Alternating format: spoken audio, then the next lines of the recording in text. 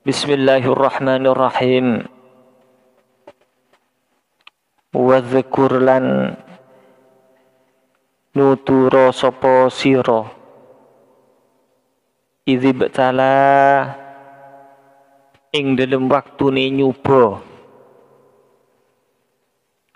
ikhtabara tegese njajal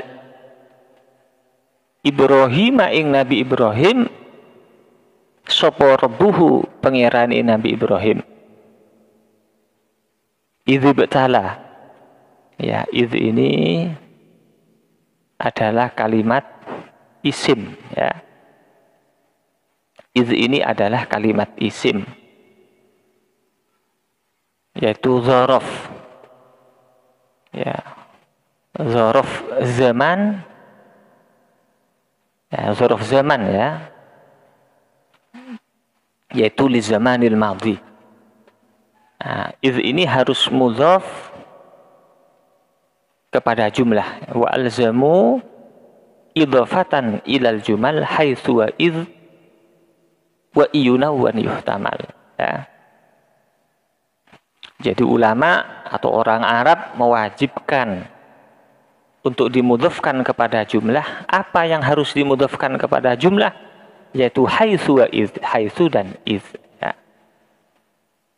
Jadi idz ini adalah kalimat isim yang harus dimudhafkan kepada jumlah.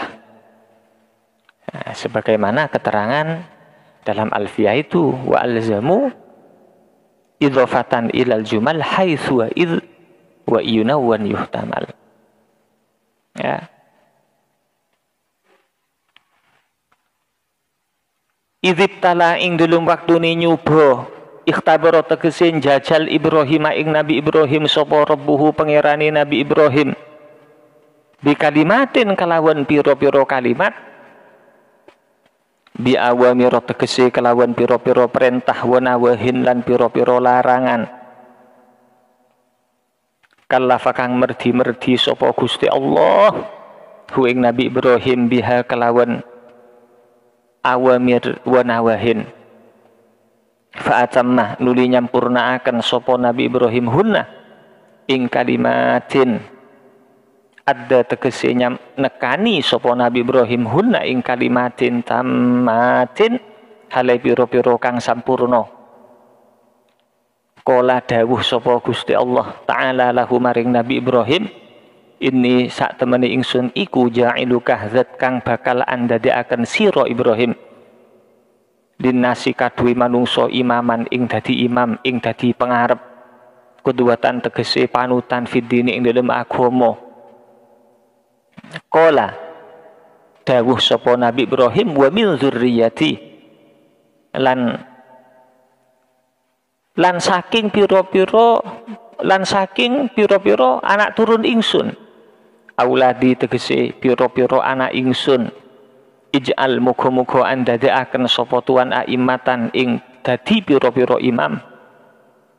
Qala dawuh sapa Gusti Allah, la yanalu ora merkoleh apa ahdi janji ingsun bil imamati kelawan dadi imam az-zalimina ing pira-pira wong kang zalim. Ya, ini. Jadi tatkala Gusti Allah ini menguji Nabi Ibrahim dengan beberapa perintah dan beberapa larangan, ya, fa'atammahunna, kemudian Nabi Ibrahim melaksanakan perintah dan larangan tersebut dengan sempurna. Artinya Nabi Ibrahim ini sempurna di dalam taat kepada Allah. Semua perintahnya dikerjakan, semua larangannya ditinggal, ya. Jadi tatkala Gusti Allah menguji Nabi Ibrahim dengan larangan dan perintah, kemudian Nabi Ibrahim sempurna di dalam melaksanakan apa yang diperintah dan menjauhi apa yang dilarang oleh Allah, ya. Sampai Nabi Ibrahim, ya, disuruh menyembelih putranya yang sangat dicintai, yaitu Nabiullah Ismail, dilaksanakan oleh Nabi Ibrahim. Walaupun pada akhirnya tidak sampai disembelih, tapi ditukar oleh Allah dengan domba, ya, yang kemudian menjadi awal disyariatkannya kurban. Ya. Jadi Nabi Ibrahim ini sempurna di dalam melaksanakan apa yang diperintah oleh Allah dan menjauhi apa yang dilarang oleh Allah. Qala inni ja'iluka linnasi imama. Ini seakan-akan merupakan balasan dari Allah Subhanahu wa taala atas ketaatan yang telah dilakukan oleh Nabi Ibrahim. Inni ja'iluka linnasi imama. Saya akan menjadikanmu Ibrahim menjadi imamnya manusia. Ya, jadi tatkala Nabi Ibrahim sempurna di dalam taat kepada Allah, maka oleh Allah dibalas. Ya, dibalas di akhirat sudah jelas. Ya, di dunia pun dibalas oleh Allah. Ini termasuk salah satu balasan dari Allah Subhanahu wa taala. Yaitu Allah akan menjadikan Nabi Ibrahim sebagai imam dari manusia. Lah ini sekarang sudah terbukti, ya. Semua orang Yahudi, orang Nasrani, apalagi kaum muslimin, semuanya bernabi kepada Nabi Ibrahim, mempercayai kenabian Nabi Ibrahim, dan mempercayai, meyakini kerasulan Nabi Ibrahim. Ya, sehingga dikatakan oleh ba'dul ulama bahwa Nabi Ibrahim ini adalah Abul Anbiya. Dikatakan oleh para ulama bahwa Nabi Ibrahim ini Abul Anbiya. Ya, karena Nabi Ibrahim ini memang oleh Allah dijadikan imamnya manusia. Ya, termasuk Rasulullah ini merupakan keturunan dari Nabi Allah Ibrahim alaihi wassalatu wassalam. Ya. Setelah Gusti Allah berfirman kepada Nabi Ibrahim akan menjadikan beliau sebagai imamnya manusia, Nabi Ibrahim akhirnya ingat kepada anak keturunannya, sehingga beliau berkata, qala wa min dzurriyyati, anak keturunanku ya Allah juga jadikan imamnya manusia. Ya. Dijawab oleh Allah, la yanalu ahdi zalimin. Iya Ibrahim, anak keturunanmu akan saya jadikan imamnya manusia, cuma janji saya ini tidak mengenai anak keturunanmu yang zalim-zalim. Nah ini, Masya Allah, banyak pelajaran yang bisa diambil dari ayat ini. Di antaranya adalah berarti zalim ini bisa memisahkan,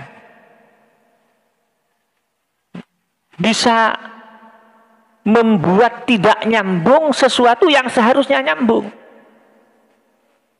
Ya, jadi janji Allah untuk menjadikan imamnya manusia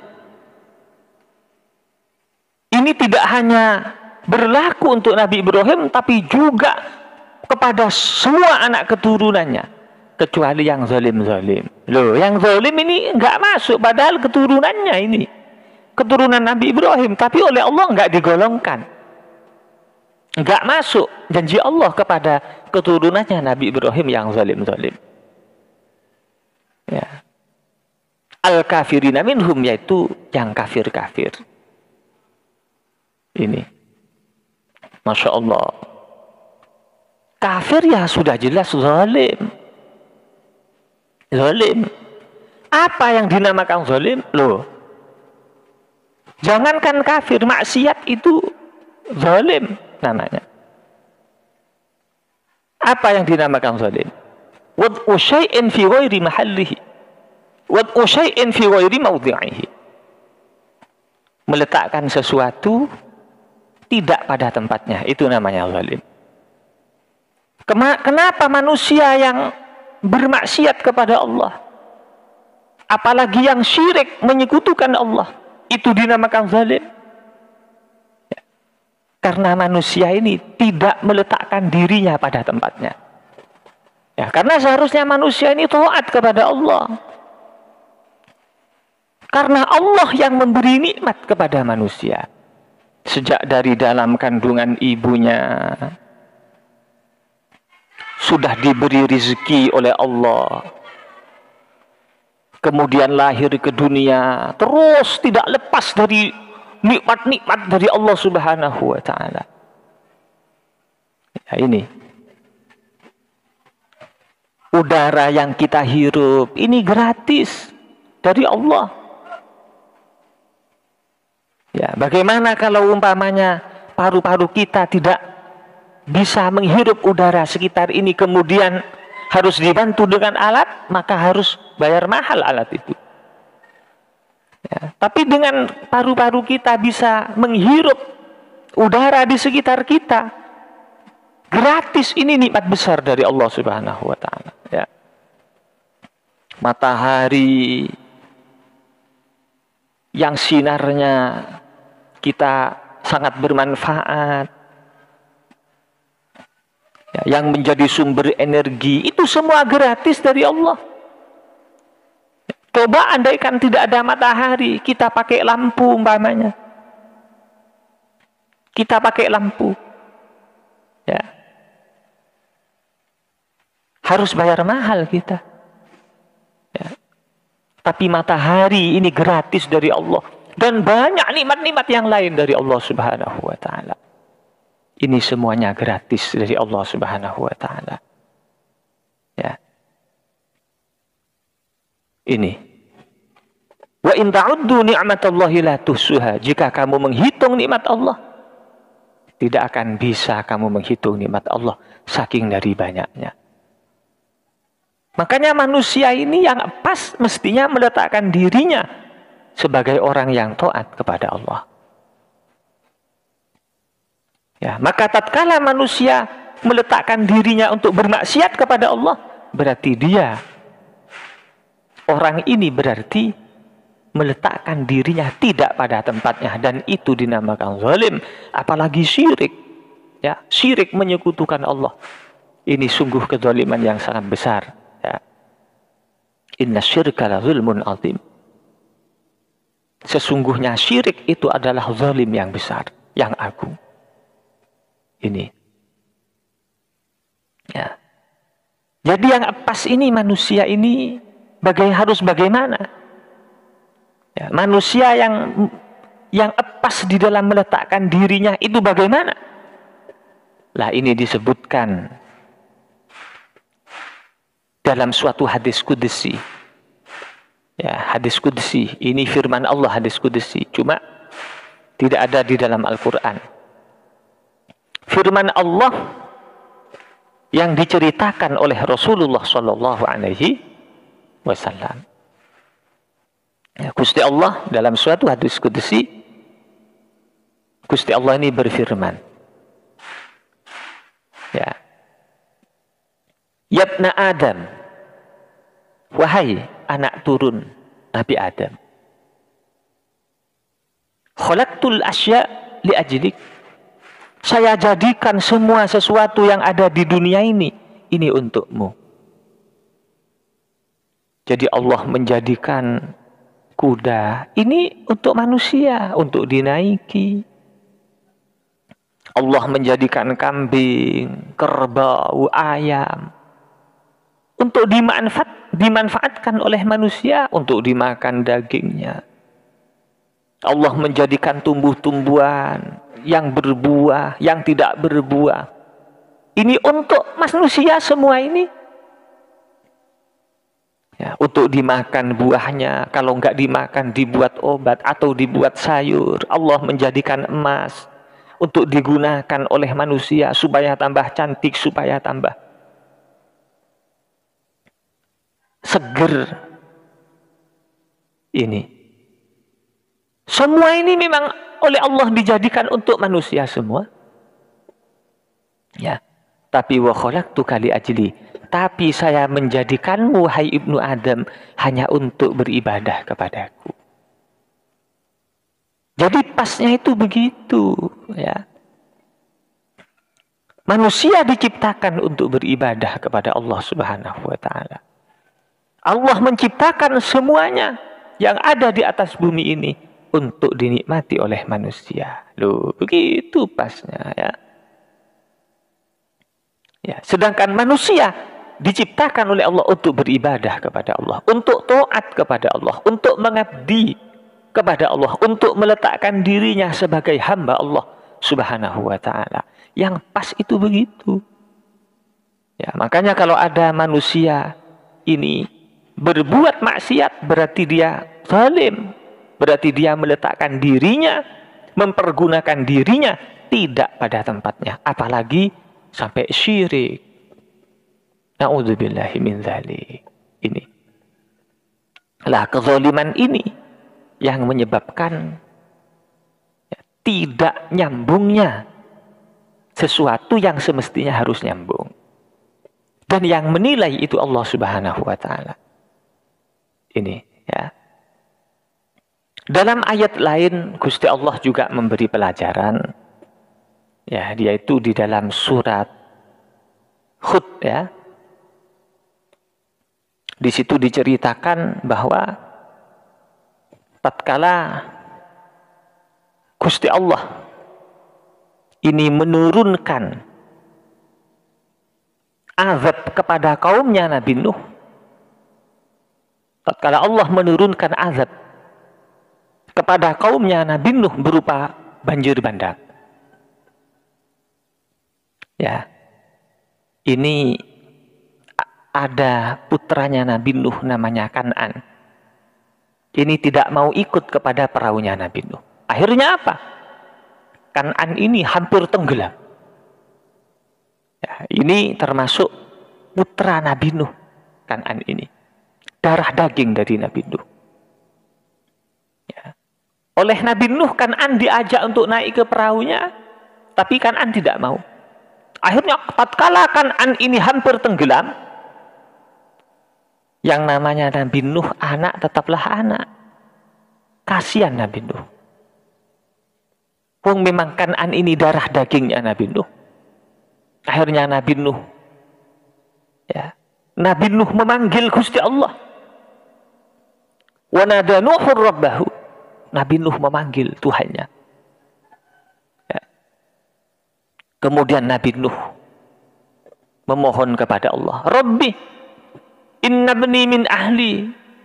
Wahai Gusti Allah Tuhanku, sesungguhnya anak laki-lakiku yaitu Kan'an itu termasuk keluargaku, ya Allah. Wa inna wa'dakal haq, sedangkan janjimu itu pasti benar, ya Allah. Karena Allah ini berjanji untuk menyelamatkan keluarganya Nabi Nuh. Sedangkan Kan'an ini kan termasuk keluarganya Nabi Nuh, yaitu putranya Nabi Nuh. Wa anta ahkamul hakimin. Ya. Tapi Kan'an ini kan zalim.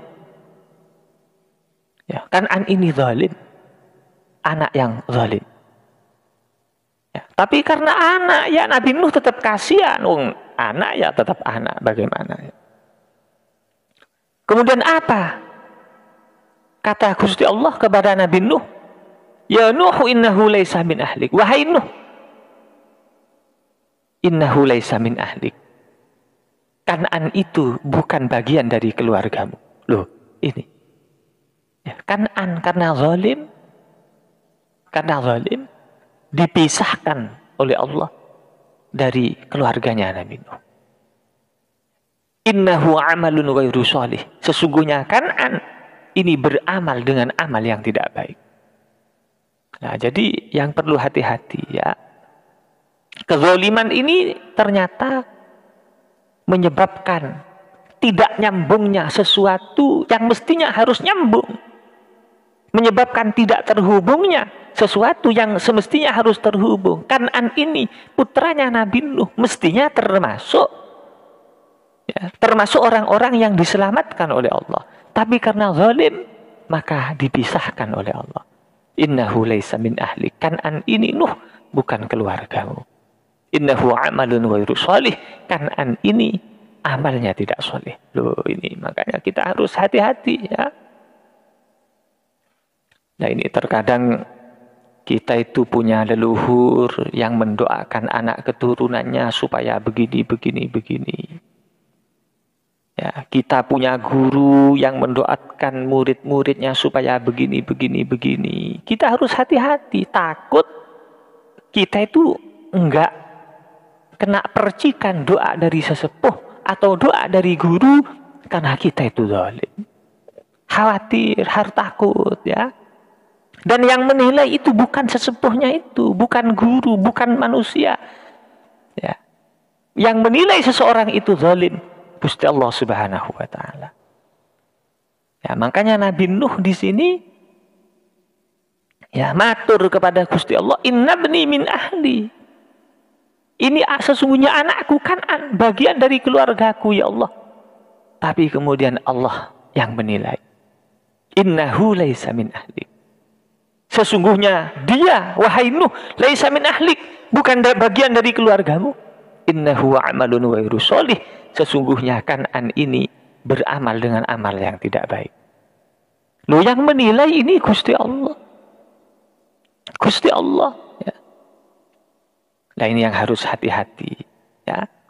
Makanya kita jangan sampai zalim supaya kita mendapatkan percikan doa dari para guru-guru yang mendoakan muridnya, para sesepuh-sesepuh yang mendoakan anak cucunya.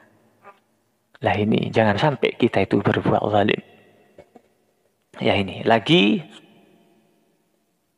sebagai contoh bahwa kezaliman ini menyebabkan tidak nyambungnya sesuatu yang seharusnya nyambung. Ya, seorang laki-laki yang berzina dengan seorang perempuan, anggap umpamanya Zaid berzina dengan Sainem umpamanya. Kemudian punya anak perempuan. Ya, anggap namanya itu Koniem. Ya, Koniem umpamanya, ya. Nih, Koniem ini darah dagingnya Zaid. Cuma karena Koniem ini lahir dari hubungan yang zalim, maka di dalam syariat Koniem ini enggak nyambung nasabnya dengan Zaid. Padahal dia darah dagingnya. Ya. Tapi karena dari hasil hubungan yang zalim, maka dia enggak nyambung nasabnya dengan Zaid. Dia tidak diakui oleh Allah sebagai anaknya Zaid. Ya, bahkan umpamanya Koniem ini nanti sudah tua, boleh Zaid kawin dengan Koniem ini, boleh. Ya, ini walaupun hukumnya makruh, tapi boleh. Ya. Dan Koniem ini nggak dapat warisan dari Zaid, karena memang tidak diakui nasabnya oleh Allah Subhanahu wa taala. Kenapa? Karena hasil dari hubungan yang zalim. Nah, yang zalim itu bapaknya dan ibunya. Kalau memang ibunya itu memang di dalam berzina itu sukarela. Ya. Kalau ibunya diperkosa, ya yang zalim berarti bapaknya. Ya. Sedangkan Koniem anaknya ini nggak bersalah, nggak dosa Koniem itu. Ya. Ya, artinya kalau Koniem ini walaupun anak yang hasil dari hubungan zina kok taat kepada Allah, maka nanti juga bisa menjadi orang yang dicintai Allah, yang mulia derajatnya di sisi Allah kalau Koniem ini taat kepada Allah Subhanahu wa taala. Jadi ini yang sangat perlu kita hati-hati ya. Jangan sampai kita itu termasuk orang-orang yang zalim. Ya, na'udzubillahi minadh-dhulmi. Na'udzubillahi min dzalik. Ya, ini. Ya, semoga kita termasuk orang-orang yang soleh. Yang soleh. Semoga kita oleh Allah digolongkan termasuk orang-orang yang soleh. Dan di akhirat dikumpulkan dengan orang-orang yang soleh.